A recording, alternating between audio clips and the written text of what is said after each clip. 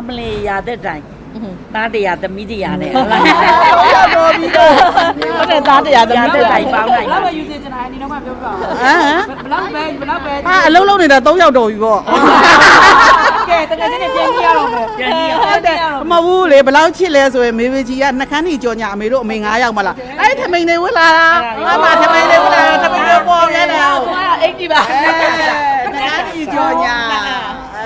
အဲ့လိုချစ်လို့အဲ့လိုအမတ်တရဒါသမီးစင်လာတာ သမီးစင်လာတာ သူကဘယ်လိုပဲဖြစ်ဖြစ်နော်ကိုယ့်ရဲ့အမေတွေကိုနော်မမေ့ဘူးနော်တေချာလေးပြင်ဆင်ပေးတယ်နော် အားကြောင့်မို့ချစ်တာ